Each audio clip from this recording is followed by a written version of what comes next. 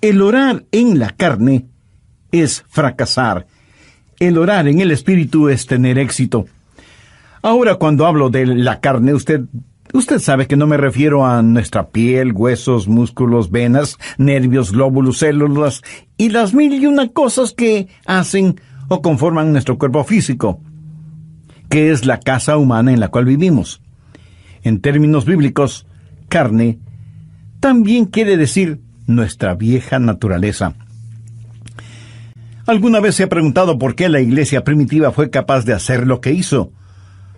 Porque esa iglesia caminaba, por así decirlo, sobre sus rodillas. Esa iglesia fue poderosa porque fue poderosa en la oración. Y fue poderosa en la oración porque estaba llena del Espíritu Santo. En Romanos 8 encontramos 7 maneras en que el Espíritu Santo le ayudará en su vida de oración. También veremos la necesidad no solo de ser salvos, sino también de ser llenos del Espíritu Santo. Primero, el Espíritu Santo trabaja en la activación de su voluntad para orar. Veamos Romanos 8, versos del 5 al 7. Porque los que son de la carne, esto hace referencia a nuestra naturaleza adánica, piensan en las cosas de la carne, pero los que son del Espíritu en las cosas del Espíritu. Porque el ocuparse de la carne es muerte, pero el ocuparse del Espíritu es vida y paz. ¿Se pregunta usted a veces por qué no quiere orar?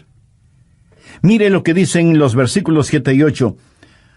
Por cuanto los designios de la carne son enemistad contra Dios, porque no se sujetan a la ley de Dios, ni tampoco pueden. Y los que viven según la carne no pueden agradar a Dios. Esta es la razón por la que dije que orar en la carne es fracasar. Orar en el Espíritu es tener éxito. Debemos admitirlo de una buena vez. Muchos de nosotros no oramos simplemente porque no queremos orar. Razonemos un poquito. ¿Acaso no hacemos lo que queremos hacer? Entonces, ¿por qué no queremos orar? Porque a nuestra naturaleza carnal no le gusta orar. Así que cuando no queremos orar, ¿qué nos dice eso? Nos dice que tenemos una mente carnal, en vez de tener una mente espiritual. Su mente carnal tiene tanto deseo de orar como un perro puede tener de escuchar ópera. Porque hay algo en nuestra vieja naturaleza que no solo que no quiere orar, sino que siente antipatía hacia la oración. Y necesitamos dejar de tratar de ocultarlo y admitir que esa es la razón cuando no oramos. No queremos orar. Solo el Santo Espíritu de Dios puede activar su voluntad para orar. ¿Pero cómo sucede eso? Veamos Romanos 8:15. Pues no habéis recibido el espíritu de esclavitud para estar otra vez en temor, sino que habéis recibido el espíritu de adopción. El espíritu de adopción es el Espíritu Santo que nos pone en el cuerpo de Cristo. Y cuando recibimos el espíritu de adopción, Dios viene a ser nuestro Padre. ¿Qué sucede entonces? Por el cual clamamos, Abba, Padre. Y le adoramos y le glorificamos. Cuando usted está lleno del Espíritu Santo, ese Espíritu en usted reconoce que Dios es su Padre. Y es natural para una persona llena del Espíritu Santo el decir, Abba, Padre, adorándole y alabándole. Ahora veamos Gálatas 4:6. Pablo dice, y por cuanto sois hijos, Dios envió a vuestros corazones el Espíritu de su Hijo, el cual clama, Abba, Padre. ¿Le gustaba a Jesús orar? Pues claro que sí. ¿Era natural para Jesús el orar? Por supuesto. ¿Quién es el Espíritu Santo? Es el Espíritu del Hijo de Dios. Si el Espíritu Santo está en su corazón y en control de su vida, ¿qué sucederá? Usted tendrá la naturaleza de Jesús, será como Jesús. Y así como fue normal y natural para Jesús el orar a Dios el Padre, también será para usted natural y normal el hacerlo. Cuando el Espíritu Santo de Dios está en usted y usted está rendido al Espíritu, no caminará en la carne. Y el orar será tan normal como el respirar. Esta es la respuesta al problema de falta de apetito para la oración. ¿Qué es lo que hace el Espíritu Santo? Su ministerio es la activación de la voluntad en la oración. Anote al margen Filipenses 2:13. Porque Dios es el que en vosotros produce así el querer como el hacer, por su buena voluntad. Cuando usted está lleno del Espíritu Santo, anhelará el orar. Así que, si no tiene deseos de orar, admítalo. La mente carnal es enemiga de Dios.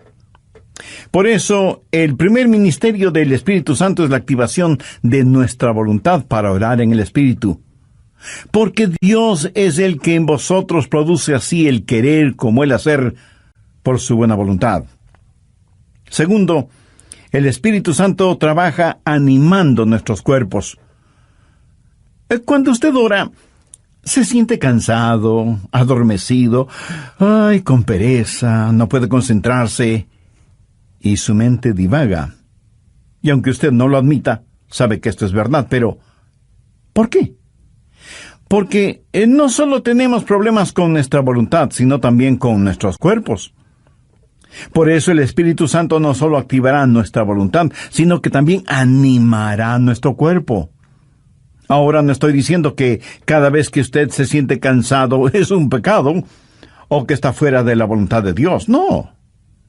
Hay un descanso que es legítimo. Aun Jesús les dijo a sus discípulos que descansaran por un momento. Y el mismo Señor Jesucristo una vez estuvo tan cansado que se quedó dormido en un barco en medio de una tormenta. De hecho, qué estupendo es estar cansado para poder dormir profundamente, ¿no le parece? Pero a veces, cuando va a orar, él comienza a bostezar, y se siente medio dormido, y su mente no puede concentrarse en la oración. De pronto en la televisión usted ve que su equipo favorito está jugando, y como por arte de magia, usted está totalmente despierto y alerta. ¿Dónde entonces está el problema? Su problema no es físico. Es el diablo que, utilizando el cuerpo suyo, lo mantiene alejado de la oración. Recuerda lo que pasó en el jardín de Getsemaní. Mateo 26, los versos 40 y 41. Jesús había pedido a sus discípulos que velaran y oraran. La Biblia dice: vino luego a sus discípulos y los halló durmiendo. Y dijo a Pedro: ¿así que no habéis podido velar conmigo una hora? Velad y orad, para que no entréis en tentación. El espíritu a la verdad está dispuesto, pero la carne es débil. Entonces, ¿qué es lo que usted necesita? Necesita ayuda.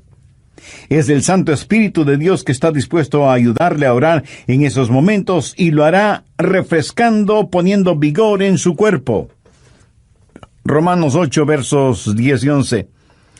Pero si Cristo está en vosotros, el cuerpo en verdad está muerto a causa del pecado, mas el Espíritu vive a causa de la justicia. ¿Qué significa esto? Significa que usted ha sido crucificado con Cristo, y debido a su pecado, ese pecado fue llevado a la cruz. Jesús no solo se dio por usted, sino que se dio a usted. Cuando Jesús se dio por usted, el cuerpo es muerto a causa del pecado, pero cuando Jesús se dio a usted, el Espíritu es vida debido a la justicia. Mire lo que dice el verso 11. Y si el Espíritu de aquel que levantó de los muertos a Jesús mora en vosotros, el que levantó de los muertos a Cristo Jesús vivificará también vuestros cuerpos mortales por su Espíritu que mora en vosotros. Vivificará vuestros cuerpos mortales, o sea, le dará vitalidad, energía, poder. Usted tendrá la energía y el poder para hacer la voluntad de Dios. Cuando el Espíritu está dispuesto y la carne es débil, cuando usted se rinde al Espíritu Santo de Dios, Él vivificará vuestros cuerpos mortales. Evidentemente Jesús no esperaba que Pedro, Santiago y Juan se durmieran en el jardín de Getsemaní. Pero la razón por la que ellos se durmieron es que estaban en la carne y no en el espíritu. Sé por experiencia personal que cuando cedo a esos momentos de divagación mental y me siento como cansado y distraído, pero me rindo al Espíritu Santo, tengo energía y vitalidad. Déjeme darle un ejemplo de la vida de Jesús. La Biblia dice que Jesús, viajando por Galilea, dijo que le era necesario pasar por Samaria. Ese era un camino tortuoso, y a mitad del viaje, Jesús se sintió cansado. Llegó a una ciudad llamada Sicar. Está cansado, hace calor, está sediento y con hambre. Se sienta al borde de un pozo, y de pronto hay una oportunidad para ministrar. Una mujer samaritana se acercó al pozo para sacar agua y se encontró con Jesús, y él le ministró espiritualmente. Cuando los discípulos regresaron, encontraron a Jesús revitalizado. Ellos habían ido al pueblo para comprar alimentos, para que Jesús recobre su energía y fortaleza, pero lo encontraron lleno de energía y vitalidad, y se preguntaron, ¿y quién le dio de comer? ¿Quién le ha estado ministrando? ¿Sabe lo que Jesús les dijo?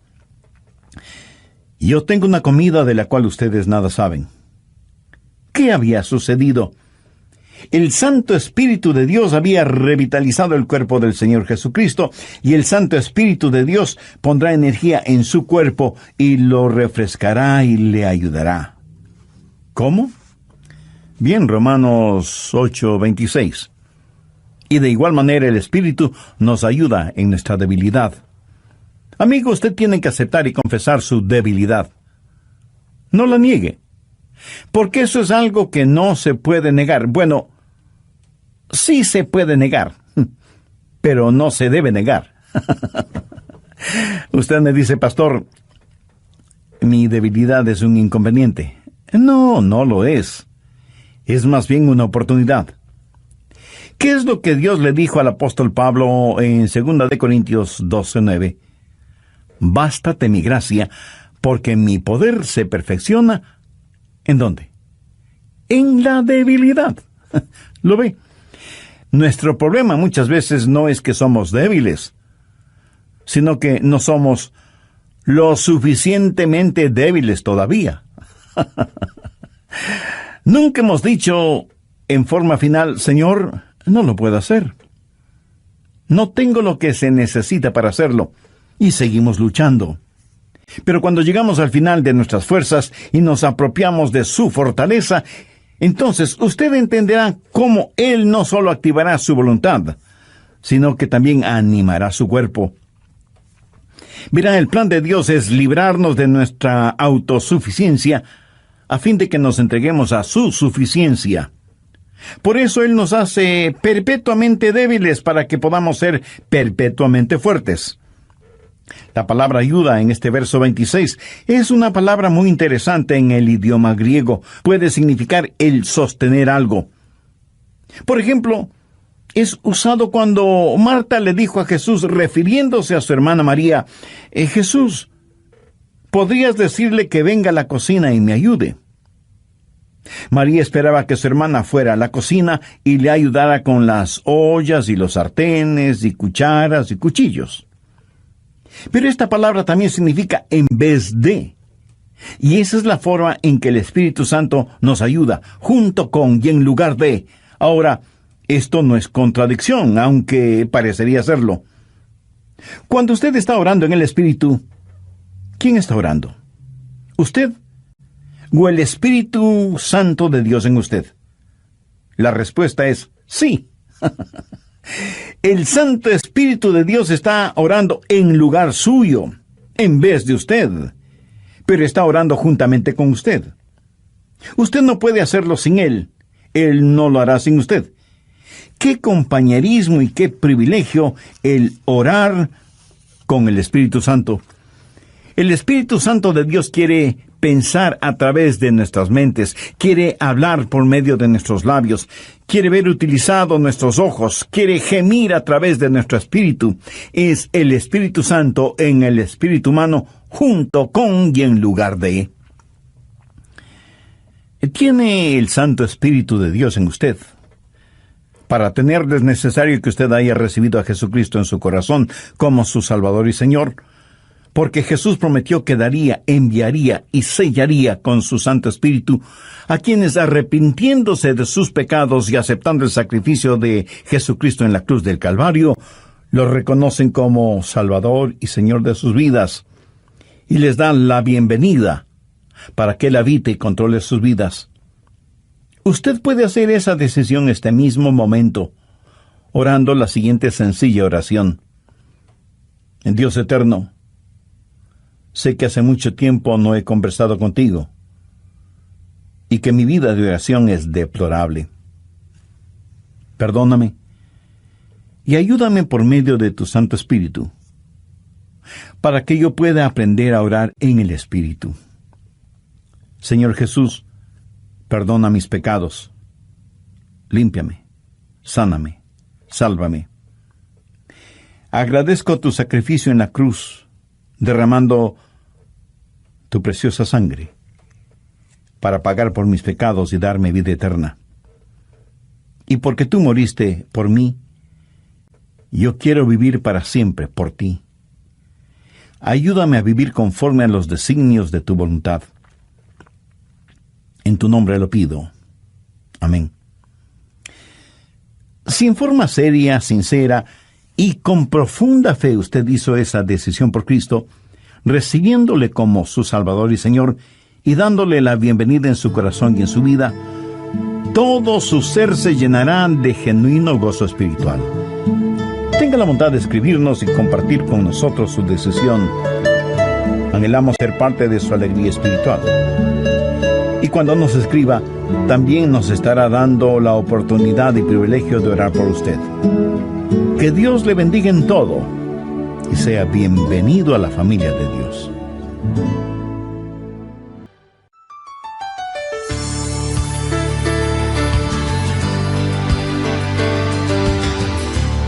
Hoy continuamos estudiando el privilegio de la oración. Escuchemos al Dr. Adrian Rogers. Cerca de su casa seguramente hay un poste de luz. Y casi en la punta tiene un transformador que recibe un alto voltaje increíble. De ese transformador sale la energía eléctrica para su casa. Y esa energía eléctrica sirve para que usted encienda las luces de la casa y ponga a funcionar todos sus electrodomésticos y equipo electrónico.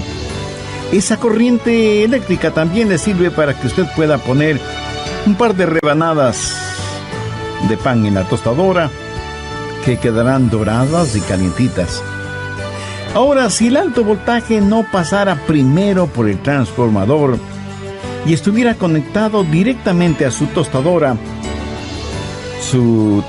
sería la tostada. Bienvenidos a El Amor que Vale, el Ministerio Bíblico Radial del Dr. Adrian Rogers. ¿Se ha encontrado alguna vez en la situación donde no sabe cómo orar por algo? Suponga que usted tiene una persona amada que está enferma. ¿Cómo va a orar por esa persona? Señor, sánala. Pero, ¿qué si Dios quiere llevarse a esa persona al cielo? Nosotros oramos, Dios, permite que se queden. Jesús ora, Padre, permite que vengan. ¿Alguna vez ha pensado en esto? Esta es la segunda parte del estudio bíblico, Cómo orar en el Espíritu, presentado por el Dr. Adrian Rogers en la voz del pastor Lenín de Llanón. En el programa anterior y basados en Romanos 8 comenzamos a estudiar 7 maneras en que el Espíritu Santo le ayudará en su vida de oración. Las 2 primeras fueron: primero, el Espíritu Santo trabaja en la activación de su voluntad para orar, y segundo, el Espíritu Santo trabaja animando nuestros cuerpos. Bien, prosigamos con el estudio de hoy. Tercero, el Espíritu Santo nos ayuda en la adaptación de nuestras peticiones. Otro de los problemas es que a veces sencillamente no sabemos orar como debemos orar. Miremos nuevamente lo que dice Romanos 8:26. Y de igual manera el Espíritu nos ayuda en nuestra debilidad, pues ¿qué hemos de pedir como conviene? No lo sabemos. Y eso es muy cierto. A veces sencillamente no sabemos qué pedir. Regresemos brevemente a Romanos 8:14. Porque todos los que son guiados por el Espíritu de Dios, estos son hijos de Dios. Todos tenemos cosas específicas por las cuales orar. Yo sé que debo orar por mi esposa, por nuestros hijos, por nuestros nietos. Sé que debo orar por mis hermanos pastores y por miembros de nuestra iglesia. Eso es parte de mi responsabilidad. Pero hay muchas cosas que no sé si debo orar por ellas o no. Quiero decir, yo no puedo orar por todas las cosas, porque en ese caso mi oración, en vez de ser como un poderoso río, será como un pantano estancado. Para que la oración sea efectiva, debe ser selectiva. Y aun cuando sepamos por qué orar, no sabemos cosas específicas por las cuales orar. Suponga que usted tiene una persona amada que está enferma. ¿Cómo va a orar por esa persona? Señor, sánala. Pero, ¿qué si Dios quiere llevarse a esa persona al cielo? Usted sabe lo que Jesús dijo, oró, en Juan 17:24. Padre, aquellos que me has dado, quiero que donde yo estoy, también ellos estén conmigo, para que vean mi gloria. Nosotros oramos, Dios, permite que se queden. Jesús ora, Padre, permite que vengan. ¿Alguna vez usted ha pensado en eso? ¿Cuánta gente está orando por los perdidos? Por lo general, la gente ora por los enfermos. Y no solo oran por los enfermos, sino por los santos enfermos. Oran por su tía, que es una maravillosa creyente, o por el diácono Pérez, que es un genuino hombre de Dios, y piden que Dios les sane. Sí, es cierto.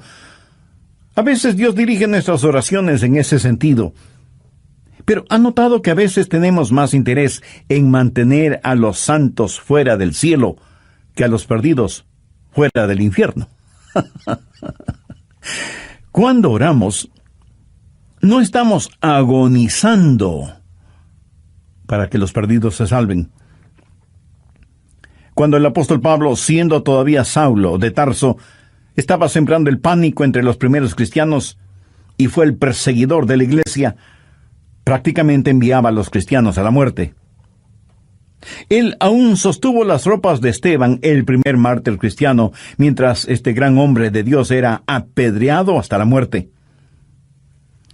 ¿Se imagina a esos preciosos hermanos y hermanas de la iglesia primitiva sufriendo el odio de Saulo de Tarso, perseguidos, echados en las cárceles, muchas veces asesinados?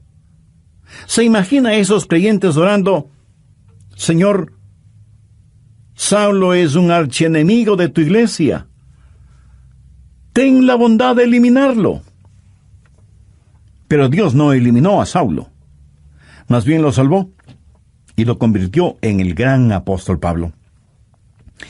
Permítame ilustrar este punto. Cerca de su casa seguramente hay un poste de luz y casi en la punta tiene un transformador que recibe un alto voltaje. Increíble.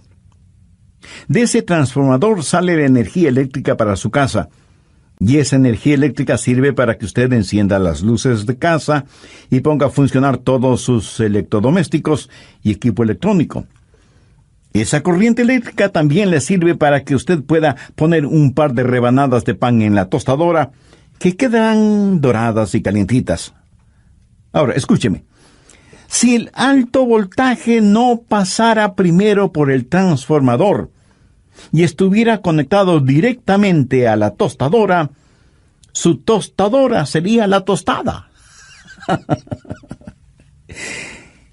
El alto voltaje es controlado en el transformador. Es la misma energía, pero transformada. Escúcheme. El Santo Espíritu de Dios es como el transformador. Toma nuestras oraciones. Dios ve nuestro corazón y es el mismo Espíritu que hace intercesión por nosotros de acuerdo a la voluntad de Dios. En Romanos 8:27 leemos: Mas el que escudriña los corazones sabe cuál es la intención del Espíritu, porque conforme a la voluntad de Dios intercede por los santos. Cuarto, el Espíritu Santo nos ayuda en la administración de nuestro acceso a Dios. Verá, usted no se presenta súbitamente delante de Dios. Y lo que voy a decir a lo mejor lo sorprenda. Usted necesita que alguien lo lleve a la presencia de Dios y le dé acceso hacia Él. ¿Qué es lo que dice Romanos 8, 14, 15? Porque todos los que son guiados por el Espíritu de Dios, estos son hijos de Dios. Pues no habéis recibido el espíritu de esclavitud para estar otra vez en temor, sino que habéis recibido el espíritu de adopción por el cual clamamos: Abba, Padre. Eso significa que es el Espíritu Santo de Dios el que nos da acceso. Anote Efesios 2:18. Porque por medio de Él, los unos y los otros tenemos entrada por un mismo Espíritu al Padre. ¿Por medio de quién? Por medio de Jesús tenemos acceso por el mismo Espíritu al Padre. ¿Cómo trabaja la oración? Oramos a Dios por medio de Jesús en el Espíritu. Tenemos acceso por un mismo Espíritu al Padre. Alguna vez fui invitado a la oficina oval en la Casa Blanca para una reunión con el presidente de los Estados Unidos. ¿Cómo piensa usted que se entra a esa oficina oval?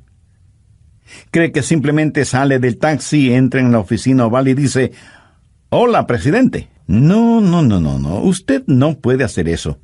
Primero, le llevan a un salón particular donde conoce a una persona que es el embajador personal del presidente y conversa con usted hasta que usted esté listo. Y entonces le guía hacia la oficina oval. Eso es lo que hace el Espíritu Santo cuando usted llega no a la oficina oval, sino a la oficina celestial. Cuando usted viene frente al trono de la gracia, tiene un Padre a quien orar, tiene un Salvador en nombre de quien orar, y tiene un Espíritu Santo que le ayudará a orar. ¿Alguna vez ha orado sintiendo que ora a Dios, pero no con Dios? Y tiene la sensación de que Dios está a millones de años de distancia. ¿Ha escuchado la expresión: mis oraciones no pasan del tumbado? La oración no es simplemente el enviar cohetes de oración al cielo. Es el hablar con un amigo. Dios nos da la invitación real para que oremos, y Dios nos da un palacio y nos trae y nos guía, y tiene una persona de la realeza, el Espíritu Santo, para que nos lleve a su presencia. Quinto, el Espíritu Santo nos ayuda en la articulación de nuestras palabras. Otro problema cuando oramos es que se nos traba la lengua y como que nos quedamos sin palabras. ¿Sabe lo que son las palabras? Las palabras son únicamente vehículos que transportan los pensamientos. Pero algunas veces esos pensamientos son demasiado pesados para ese vehículo. A veces esos pensamientos son tan profundos, tan grandes, tan imponderables, que no sabemos cómo expresarlos con palabras. Es entonces cuando necesitamos estar orando en el Espíritu. Veamos Romanos 8:26, la parte final del versículo. Pero el Espíritu mismo intercede por nosotros con gemidos indecibles. Cuando nuestros pensamientos son tan profundos que no podemos expresarlos con palabras, entonces el Espíritu Santo le dice a Dios lo que nosotros no podemos verbalizar. ¿Sabe usted que hay una manera de orar sin palabras? De acuerdo al versículo que acabamos de leer, ¿quién es el que emite gemidos indecibles? Es el Espíritu Santo fundido con el espíritu humano. La palabra gemido en el original significa dolores de parto. Si alguna vez ha estado cerca de una mujer que está dando a luz, la habrá escuchado dando gemidos de parto. Pero ¿sabe qué es ese gemido? Es un gemido de dolor transfigurado por la esperanza. Y eso es exactamente lo que es la oración, dolor transfigurado en esperanza. Romanos 8:22 dice: porque sabemos que toda la creación gime a una, y aún está con dolores de parto hasta ahora. Ahora, note lo que dice el verso 23. Y no solo ella, sino que también nosotros mismos, que tenemos las primicias del Espíritu, nosotros también gemimos dentro de nosotros mismos, esperando la adopción, la redención de nuestro cuerpo. Nuestros cuerpos aún no han sido redimidos. Nuestra alma ha sido redimida.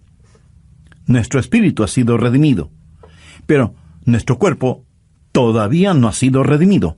Por lo tanto, vivimos en un mundo lleno de gemidos y de dolores y de enfermedades y de llanto y de muerte. Todo está alrededor nuestro. Y sea usted salvo o no es inmune a esta realidad.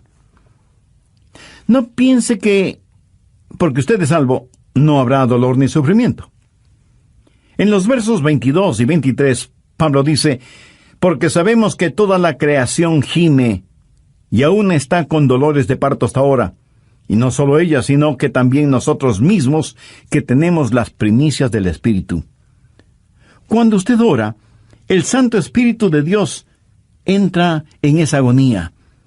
Y así como Jesús lloró en Getsemaní, en sus horas más oscuras y profundas, usted sentirá cómo el Santo Espíritu se junta con su espíritu en oración silenciosa y con gemidos tan intensos que no pueden ser escuchados. Si usted nunca ha experimentado esto, entonces usted no sabe lo que es en realidad orar.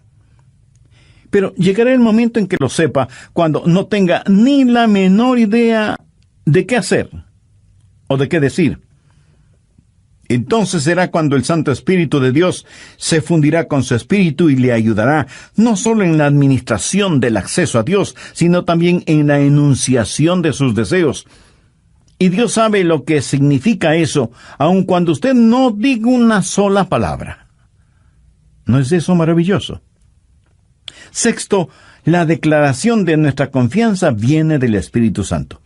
Romanos 8, versos 26 y 27.